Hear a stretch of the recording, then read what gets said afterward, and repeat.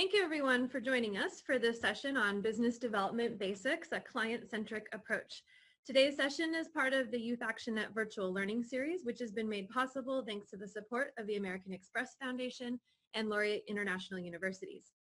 My name is Jessie Ellisberg, and I'm the Program and Operations Manager for YouthActionNet at the International Youth Foundation. And today I'm really happy to be joined by my colleague Laura Rosen, who is the Director of Corporate Partnerships here at IYF. Laura has more than 25 years of experience helping large corporations, small businesses, and nonprofits grow their revenue. She's held several marketing and sales strategy positions at American Express, including Director of Customer Experience and Director of Value Proposition. But then she decided to transition her career to work in a more mission-based area, and she used her business background to help advance international development, particularly working on financial inclusion, women's and girls empowerment, and global health issues. She joined us at IYF in 2014, and she works closely here with corporate partners such as PepsiCo, Chevron, JP Morgan, and others. And Laura has a background in MBA from Columbia University, and she is fluent in French and has a smattering of other language skills as well. We're very excited to have Laura join us today because she has such a great understanding of business development and some very helpful tips for developing relationships with potential clients. Laura is going to share some thoughts today and good practices on the first steps of business development, getting a meeting and preparing for a meeting. And as we get into the area of preparing for a meeting, she's also going to focus on the concept and importance of establishing value. We know business development is a very large topic, and we're just focusing on a small piece, but we want you to know that if you're interested in other areas of business development, please let us know what those are so we can use that information for future learning sessions. And please do ask questions throughout the session.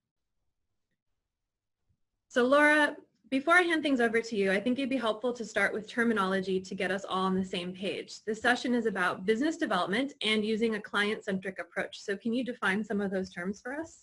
Sure, and let me just say I am delighted to be here. I am a huge fan of YouthActionNet, so thank you so much for having me. For our purposes today, let's think of business development, or BD, which is its nickname, as identifying and cultivating relationships with potential sources of support for your venture. In terms of clients, let's talk about your audience, which are your potential funders or donors or partners, whatever term you use. The first step in successful BD is really seeing them as clients, not as writers of checks, and seeing yourself as a provider of value, not as a recipient of charity. What makes any client of anything buy something? They have to see value in what's being sold. And so to be successful in cultivating a funder is like selling to a client. You need to offer them value, which is the benefit of your venture that's going to meet their needs. The most important fundamental of BD is that it is always about the client. And so being client-centric means remaining focused on them and on their needs, not on you and your needs. So anytime you talk about your venture, it should be in the context of how you can help the client accomplish their goals. The client that we are referring to for the purposes of our conversation today is a corporate entity. This might be a multinational corporation or a local mid-sized company, but the context for our purposes is that this entity will always be driven by business needs. Great. Thanks, Laura. That's really helpful to get us all on the same page with those definitions. So now we have a shared understanding of some key terms. What do we need to know about getting a first meeting with potential clients? Great. It is good to remember for that first step in terms of getting a first meeting that anywhere you are, BD is always just a conversation away. So be attentive, because you never know if you're talking to someone who has the key to unlock an opportunity to help you support your venture. So anyone you encounter at a networking event, at the grocery store, in the doctor's office waiting room, there's always a moment where they might say, "What do you do?" And this is a golden opportunity to spark the interest of a potential client. Now, the way to do that is through your elevator pitch. Now I know that many of you folks out there have an elevator pitch. You've been doing it for a long time, but it's worth refreshing our memory on what the best practices of elevator pitches really are. Remember, think about it in terms of you've got one sentence, you've got maybe 10 to 20 seconds to spark their interest. So what you are looking for is to share the simple, fundamental essence of what your venture does. This is the least the person needs to know. So you don't want to make it a complex technical description. You don't want to use jargon. You want to tell it so that people who aren't in the field can understand. So thinking about helping your mother understand it is a really good proxy. You also want to make sure you're focused. Less is really more. You want to share just enough to spark their interest in a further conversation. Remember, if they want more information, they will not hesitate to ask for it. And then practice, practice, practice. Really make sure you practice this repeatedly and also with different audiences. And then watch their reaction. If their eyes light up and they think, hey, that's really cool, versus their eyes are glazing over and they're not really sure what you're talking about. So obviously you want to go for that, making it intriguing and cool and memorable. So with those, actually before I move on, let me share the IYF example. When I happen to run into people anywhere I might be and they say, what do you do? And I'm talking about IYF, I like to, and I often will say, I like to oversimplify by saying we help young people prepare for work and for life. What I don't say is IYF is an international NGO that runs employability and entrepreneurship training interventions to increase work readiness competencies, because that is a really quick way to lose an audience. So there's just one example. The other thing that's really important about that chance encounter is that this is really not about you delivering a monologue. This is about a chance to have a brief dialogue, for you to ask questions. You want to get quick information to find out if it might actually be a prospective client. And so think about this, even if you're at a networking event where the point is to meet people and talk about your business, the point is to unlock the next conversation. Your sole purpose is to get a meeting, not to do the meeting right then and there. The other thing to bear in mind is that in asking for a meeting, most of us don't really respond well to a hard sell for anything. So you want to make it appealing. The client-centric approach is to suggest the benefit to them in meeting with you. So it's not, can I come talk to you? But it's, would it be helpful for us to sit down for 30 minutes to chat more about how what we do might support what you are trying to accomplish? The other thing is, never be shy about asking for a business card, because even if it's not appropriate to ask for a meeting right then and there in person, you can always follow up with an email, and you want to make sure you're using the same principles of making that meeting appealing. Thanks, Laura. I think that's really helpful and practical to keep those things in mind for approaching potential clients. It can be really easy to try to tell someone everything you can about your venture, but it's really important to keep it simple and to try to engage in that two-way conversation, like you said. So before we move on, I just want to check and see if there are any questions that people might have specifically about that kind of getting a first meeting element, the engaging somebody who might be a client, practicing your elevator pitch, or making that a two-way conversation. We'll give it just a moment for some questions in case any burning questions come up. So we have a great question that just came in, which is, what if no one is following up with you to set up a meeting? That is a great question. There are several things at play in that. The first is patience. The other thing is to remember that business development is a very slow marathon. It's not a sprint, and that's a cliche. But if you might ask for a meeting, or you might send an email and a follow-up and request and not hear back, what you don't want to do is to be overly persistent and really start to chase after the person, because for any of us, a salesperson chasing after you is annoying. And so if you don't get a response to your first follow-up, wait a month or 3 months or 6 months, depending on what the initial encounter was. Remember, it's slow and steady really wins the race here. And so it's fine if there isn't an initial follow-up. You can always keep track of them and follow up in time, always with the patient. If you've got a moment, I'd love to have a chance to sit down with you. And again, those same principles of being client-centric apply. And if they don't respond, then maybe it's not the right fit. Wait for the next opportunity. Great. And kind of a follow-on question to that, in terms of what would your recommendations for the way that you reach out? You know, if you follow up with an email and maybe you don't get a response, should you try a phone call instead the next time around, or should you kind of stick to the same mode of communication? Like, what's a good practice or some good advice on that? It's a really good question because it's much more art than science. These days, very often people appreciate email because it's much less intrusive. At the same time, people get lots of emails and it can get lost in the shuffle. And so if you've met someone in person, you want to go a bit on your instinct of how the encounter was, their level of warmth in responding to you in person, and if you really sensed interest. And so I would say, if that's the case, after the first email, then maybe try a quick phone call down the road. Do it at, maybe try it on a Friday afternoon when people tend to be less stressed.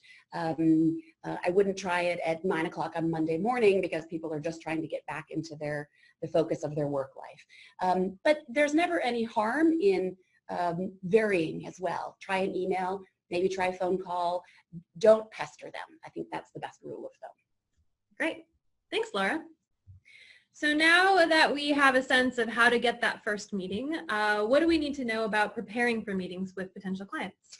So it's a great question. And I would say that preparation is really a critical aspect of client centricity, because think about a scenario that we've all been in as a potential client, where it feels important that a salesperson has a sense of your needs and challenges and is really then consultative to you in selling to you. So think of a scenario we've all been in, which is opening a bank account.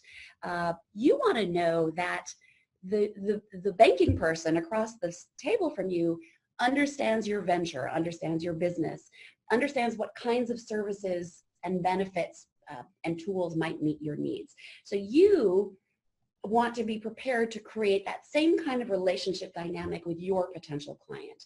And so research ahead of the meeting is really essential to get a feel for that prospective client's needs and priorities. So take a look, spend time going through their website. You want to understand their major lines of business so you can refer intelligently to what they actually do. You want to, a very important part is to look at the different aspects of their social investment. And there's a few important points here. You really want to understand their structure. Understanding the structure of their social investment will help you identify who's making social investment funding decisions within the company, and ideally who you're going to want to talk to. When you're looking at their website, social investment lives under multiple different aliases. So you will see departments or website headers such as CSR, which is corporate social responsibility, or CSI, corporate social investment. It may be listed as citizenship or philanthropy or giving back, things along those lines. It may also just be listed as the foundation. I'd like to say a quick word about corporate foundations. With some very rare exceptions, a corporate foundation is not an independent philanthropic foundation like the Gates or Rockefeller foundations. A corporate foundation is still driven by business needs and still connected to the needs of the company. The foundation just happens to be how their funding channels through to recipients. Very important to bear in mind, even if you're talking to the foundation person, they still have business needs at heart. The other thing to look at is their social investment strategy. What are their priorities? What are the regions they invest in? What are the thematic areas they invest in? Is it education? Is it water? Is it health issues? Is it girls? You want to make sure that you know what it is they're spending their money on, and then take a look at that history of funding. What initiatives have they put money into? how much money have they given, and what's been the duration of those investments. And then past their website, make sure you're Googling them. Take a look if there are major news about the company recently. Also, make sure you're looking at if there are trends in their industry or if there are particular national policies that might in fact affect how they do social investments. The important thing to remember with all this research is how you're going to use it and in your client-centric approach. First of all, you want to determine how and even if you should be pursuing them. There needs to be an alignment between their priorities, the geographies they're putting money into, their focus areas, alignment between that and what you offer. And if there isn't, don't bother with them. Move on to a different prospect.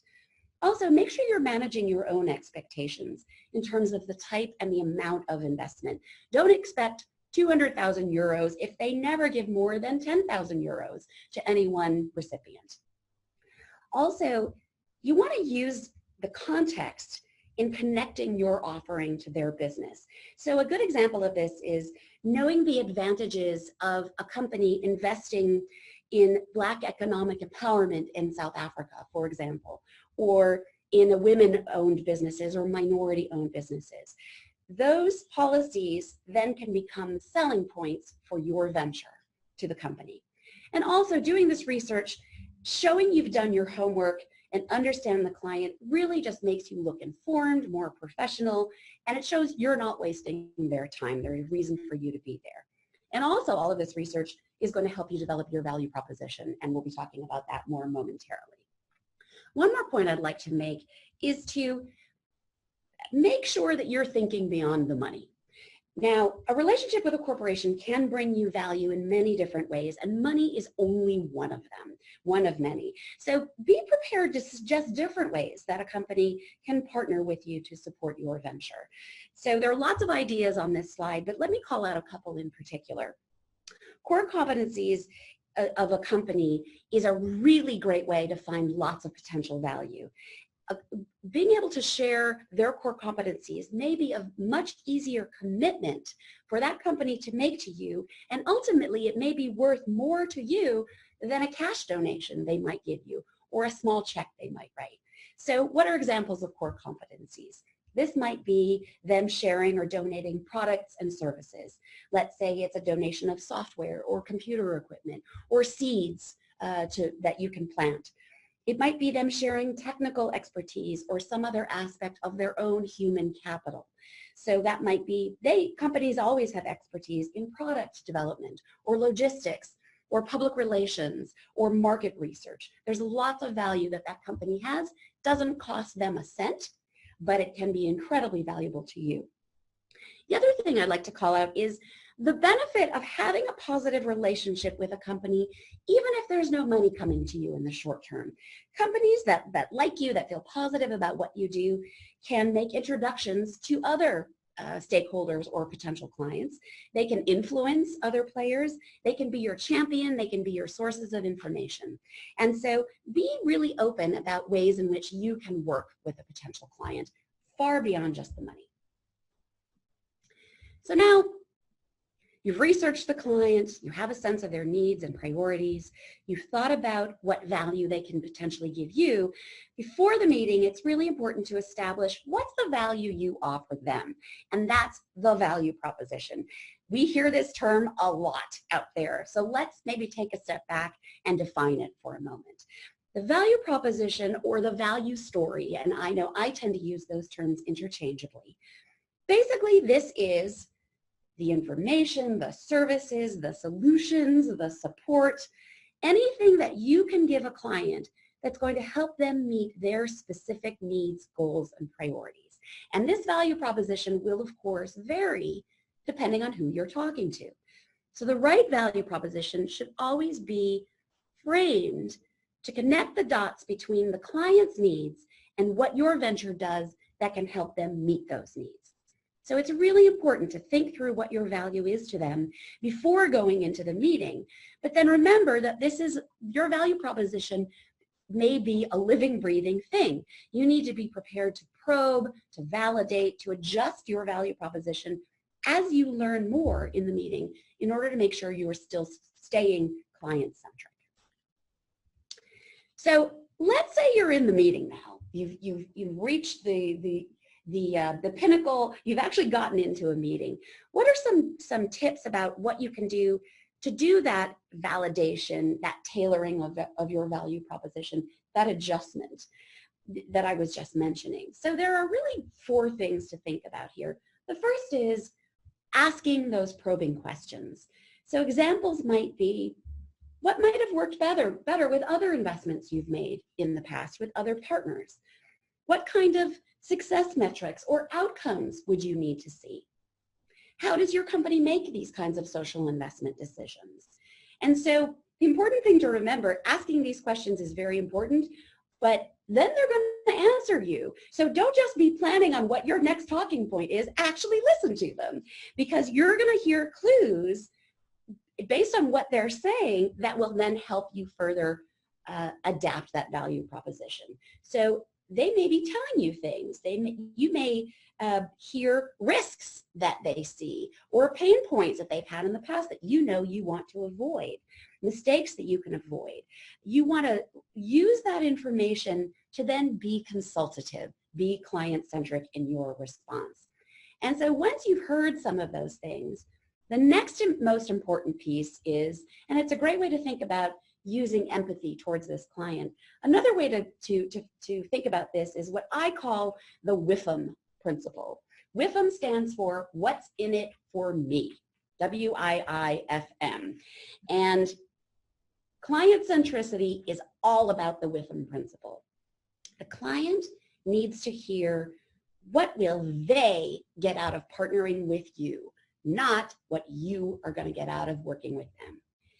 And so being empathetic to a client is really about seeing your value through their eyes, standing in their shoes, and making sure that your value proposition is going to help them meet their goals. It's going to help them be successful. And so once you've heard these things and you've thought through this, that's then how you connect the dots together in a focused message. So I'd like to share an example of how this approach works in real life. And so I have a mini case study, which is actually it's based on a real scenario with a new potential corporate client that I have now at IYF. I will not share their name to protect the innocent, but I thought I'd share how I've been going about this. So what I learned from my background research and actually from initial conversations that I had with them is that for this company, they're fast growing, they're building up their brand, they are focused on growth in 3 developed markets only, US, Canada, and Australia, and that's their focus. Social investment, or CSR, is really new. It's in an early stage to this company, and their social investments are primarily funded by employees making donations to their corporate foundation. They're also, it was clear to me, they're not technical experts in international development. They like the feel-good aspect of youth empowerment. And they also were clear they wanted to add their funding to an existing IYF program. So what I'd like to do is share, armed with that information, share some questions that I asked to probe, then what I heard in response, and then how I connected the dots to come up with a value proposition. So what would be IYF's value proposition to this potential partner? So I started by asking a few questions. What's really behind your desire to not create a new program, to add on to an existing program? What really are your priorities for building up your brand by investing in a program? How do you really need to engage your employees? Tell me more about that. And so after asking those questions, I really had to listen carefully for the clues that I heard. What I heard was the reason they didn't want to start a new program is they were very concerned about what would happen if they had to stop funding it after a certain period of time. So that felt very risky to them. I also found out in terms of branding, it wasn't external promotion, but it was internal promotion that was most important to them. And that because engagement of employees was so important, they needed different ways to encourage their employees to get involved at the local level and then ultimately to donate to the foundation. And they also needed to understand what is it that IYF, what is the value that IYF really offers? Why would they work with IYF as opposed to just a local organization? And so how did I apply my WIFM principle, if you will? How did I take an empathetic approach to this client? I realized what needed to be in it for them was that they had to hear that IYF could make this not as risky as they thought it was going to be, and that working with IYF is going to help them be able to inspire their employees to engage in this program and to really contribute to the foundation so they could keep doing social investments. And so in connecting all of those dots, the value proposition that I came up with was that by working with IYF, their employees could help empower disadvantaged young people in their own communities in the United States with a proven life skills program that prepares youth for more positive futures. Now, that's one sentence. It's a very dense sentence. And the truth is, I'm morphing this example a little bit because this was more written than spoken, but the principles are the same here. So bear with me. What I'd like to do is actually unpack this example a little bit. Let's dissect it so that you can see how each component of this is client-centric. So employees can help empower disadvantaged young people. This was making sure we touched on how by investing in this program, they could inspire their employees to engage, to donate to their foundation, which would help their foundation support social investments like that with IYF. Focusing on employees working in their own communities meant we were going to come up with options for local engagement so that they could address that need to make sure employees felt engaged at their own local level. And then we made sure we focused on the United States. IYF does a lot of its work in the developing world and lots of markets all over the world. Wasn't of interest to them, and so I wasn't going to focus on it, even though that's a big selling point for IYF most of the time. Talking about this being a proven program, I was remembering that risk was top of mind for them. And so the idea is this is a proven program. IYF's experience was going to help this be lower risk for them. And then focusing on a life skills program, they weren't looking for technical employability components. They wanted that feel-good, basic life skills approach. And then finally, by investing in this program, preparing youth for more positive ventures, the metrics here were going to be very simple. The message is inspiring. And so hopefully this helps show how each aspect of that one sentence value proposition maps back to the client's needs. And that's how you maintain that client centricity. Great. Thanks so much, Laura. I think that's some really excellent insights on understanding potential clients and how to develop and tailor that value proposition. And it was great to see that how you broke down that statement, because there is so much there that is cueing your potential client that you really understand what they're looking for. So I do want to have an opportunity for Laura to answer some questions. So if you have any questions, start typing them in the Q&A box. But first, I thought it would be helpful to do a quick review of what you covered.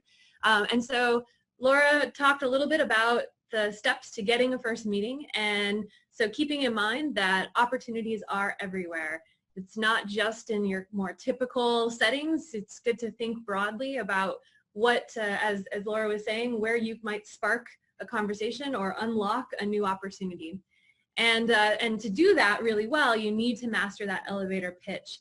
I think something that I've seen a lot is people tend to try to cram everything they can. They think, I only have 20 seconds, I have to tell them all the things.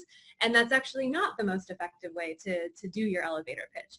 And then also to remember it's a two-way conversation. Again, not trying to tell them all the information, but really engaging them and having a dialogue and not a monologue. And then in terms of preparing for a meeting, I think you really drove home how important it is to prepare really well and to make sure that you do your research and your homework ahead of time so that you know who it is you're talking to, what their values are, what their priorities are, what their concerns are, what they might be wary of. And then to think broadly beyond money, because I think it's very easy to think, oh, corporations, I can get some funding from them, but there are a lot of other ways that they could add value. And then very importantly, all of this information about tailoring that value proposition and keeping in mind that you can't just have one value proposition, right? Like it has to be tailored to who it is you're talking to and what their needs are. And all of these, of course, tie back to this idea of being client-centric, because this is what business development is all about. If you're not really focused on the needs and expectations of your client, you're not going to make that connection and make it last. So I'd like to quickly thank the American Express Foundation and Laureate International Universities once again for their support of the YouthActionNet virtual learning series. And of course, if you aren't already connected with YouthActionNet, we invite you to follow us online on Facebook and Twitter at YouthActionNet, and you can sign up to receive our newsletter by visiting our website, www.youthactionnet.org, and subscribe is where you'll find that newsletter.